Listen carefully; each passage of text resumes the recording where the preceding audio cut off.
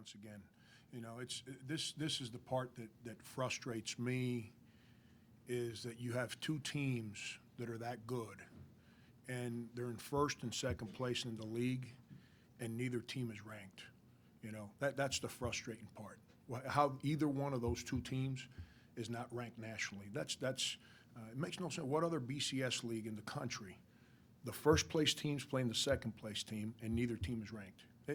That's the part but all that's just, you know, sometimes you guys are on me about I pay attention to stuff. That's frustrating to me. But I don't give that to the players. With the players, it's all about right now, and the only thing that matters, which is the next day, the next game. High-level game, they're real good. Ever since they got Victor, it gave them a strong – I recruited him, so I know what he does. He's a strong, tough complement to Ben Simmons around the basket. And then Hornsby is just – he's a fifth-year senior. You know, everyone talks about what Carrera does for us. Well, that's what he does for them. And ever since those two guys have been back, they're a deep NCAA team. And but with all that said, once again, unbelievable atmosphere. Our kids just battle, and when the game gets hard, we find a way to win. And you know, we're lucky. We got some stops coming down the stretch. Frank, game's tied, and PJ just kind of takes over, has that spurt, I think, where he scored 5 points in a stretch. Just is that just the kind of thing that he can do when you tell him to go get the game in your corner? Yeah, I can't keep him on the court with his hand check fouls, and it's whether it's man-to-man or zone. It doesn't. I don't care what defense we're in, and that's part of the growth process. He's got to understand that defensively he's got to engage and not commit those cheap fouls. He's too valuable to our basketball team.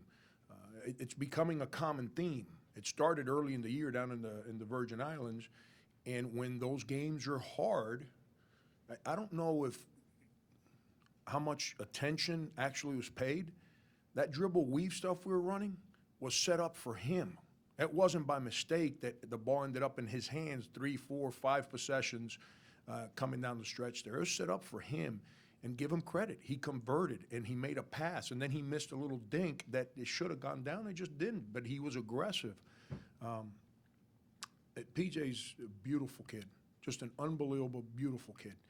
And I've said this from the beginning. The best part about him is that he wants me to coach him. He wants me to help him. And when you coach talented kids and that's what they want, it's refreshing. And he continues to get better, and I trust him. Obviously, this game of this magnitude, this level, and I'm putting the ball in his hands and saying, all right, we're going to run this stuff, and it's going to come back to you. Go. And he did. And how about Ray Doby? You know, he's been coming on. You know, I've been on them freshmen pretty hard, and him and Ray have played well lately. And that's why Ray's been getting minutes, and he was good today. He helped us win. Yeah, that was my question. But how nice was it to see you had 10 guys play over 10 minutes, all those people step in and contribute? Yeah, I told Lamont Evans, you might want to go change. I might have to put you in the game. It's I looked at Perry and I said, I'm definitely not putting you in the game. But we were in deep foul trouble. And, you know, Cobb went in there and helped us. He doesn't realize he helped us, but he helped us. And, you know, these kids live in a place right now when they're young where it's all about numbers. It's all about, well, what did I do from a statistical standpoint? And I told Ray Doby at halftime, he made a defensive rotation at the end of the first half. I can't get Mendogas and Limones to make that rotation. Well, Ray did it, and he prevented a basket from happening. I told him at halftime, I said, you don't understand this yet? That's a huge play. They score that basket, now they go in the locker room pounding their chest. Instead, we get a stop, and now we go in the locker room feeling good. But Ray's come a long way. Ray's come a long way. His practices have been better and better and better. And when guys practice and they start doing what we ask them to do, it's my job to put them on the floor. Now, when they go on the floor, it's their job to then do things right and play with confidence, which then gives me confidence in them, and then their minutes kind of go up. And but Ray was good. I was real proud of him. I said that to the team after the game in the locker room. Just wondering what your thought was when Dwayne took that three-pointer late, your reaction to his decision to take that shot then? I'm more worried about, a couple years ago, you and Gunner used to sit. Now there's no seats for you guys. Dwayne got caught up in the moment. That's our press breaker. And that, you know, in that moment, he got wrapped up because I tell him, I beat him up because he passes up too many open shots. And in our press breaker, I've told him, when you get to that corner, if the back guy in their press does not come out and you don't shoot it, I'm taking you out. That's not the time to shoot the ball. We'll see that on film tomorrow. He knows. His teammates told him. I just had to look. His teammates would say, Dwayne, what are you doing, man? You know, that's just an honest mistake by a young man that made a bunch of threes to help us win the game today. Coach, just going back to your opening statement, I mean, you guys have won some big games this year. What do you think it's going to take for some of the national media to recognize the quality of your team and this league, or do you not care? I can care less. I just thought I'd share my frustration because it makes no sense to me. But I don't get out of bed worried about what people think about us. I get out of bed worried about what them kids in that locker room, what I have to do to help them. That's what drives me. That's what got me into coaching in 1985, and that's what drives me the way it drives me today. It's not publicity.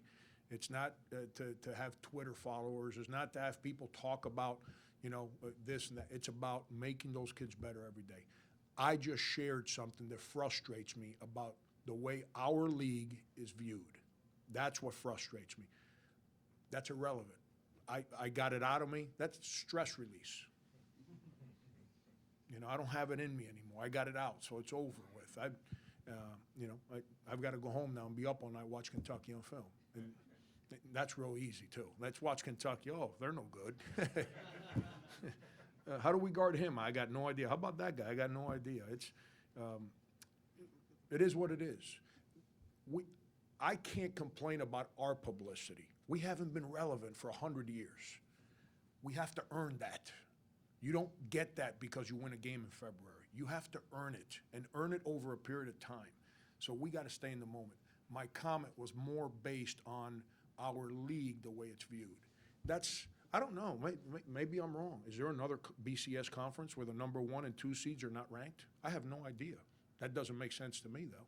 And you guys watch the same game that I was just a part of. That's a high-level basketball game. That's two very good basketball teams playing each other. Frank, right here. You had set off a long rebound that it was Ben Simmons and 4 Greyhounds. How pleased with you with the way you guys were able to get back and just limit them to what, 9 fast break points? My God, are they long, athletic, and shoot it. And here's what helped us win the game today, our offense. On defense, we were on survival mode the whole game. We were just trying to survive. We took good shots. We didn't turn it over. So they never were able to get consistently coming at us. We built, I think we're up 9 with about 5 to play. And PJ took back-to-back plays off, which is what freshmen do. They think, oh, we're up 9, I can catch my breath now. And they came down, layup. Never passed it, layup. Next time down, they made one pass, drove it, pitched it to the backside 3. Now you're in a dogfight again. And they're good, and they come at you. Tim Quarterman's 6'6", and he's coming at you every play. Blakeney is an unbelievable player. Then you got Hornsby, who's just wired to compete. You got Simmons, who's a handful. You know, we made some defensive mistakes, which we'll watch on film, on Simmons in the second half. I thought we defended him well in the first half. Our help defense wasn't clean in the first half, but we defended him well. We didn't defend him well. But give Johnny credit. They run stuff, and they make it hard because of their talent. They make it hard to guard guys in different places. And he, I don't know if he did this on purpose or not, he was playing Simmons on the perimeter in the first half, coming down the stretch, he was posting them, and that created a big problem for us. Frank, you mentioned before LSU that it's tough to keep the kids from not knowing about the situation in the standings. Now that it's getting even bigger for Saturday, how do you try to get your arms around that and control it? I should have allowed you to come into practice yesterday and a shoot around today.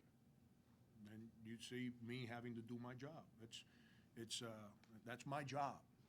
I don't get hired here to stomp on a sideline when 15,000 people are watching. I get hired here to lead these kids every single day.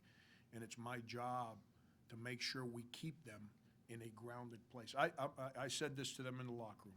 I said, enjoy being tied for first place. Enjoy it. You've earned it. But it's not time to celebrate. It's not time to sit back and say, you know what, we're good. No, it's time to reflect back to 3 years ago and say, I don't want to go back there. So I've got to work even harder so I can keep getting better. And that's the mindset that we have to keep.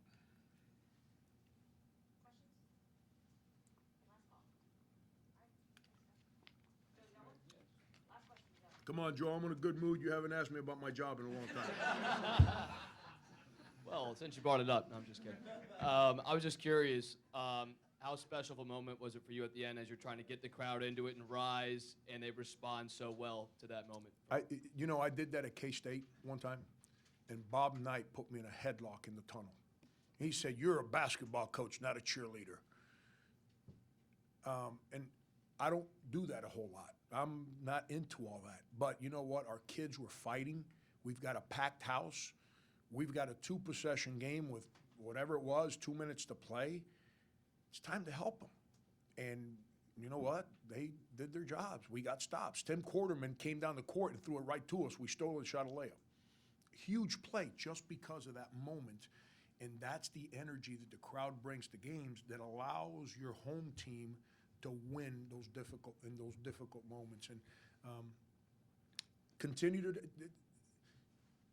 when you're changing the culture, which you've heard me say, it's not just our players, it's everybody. We've got unbelievable fans. We're trying to help our fans become great basketball fans. And that was a moment where our team needed them. And you know what? They responded and they helped us.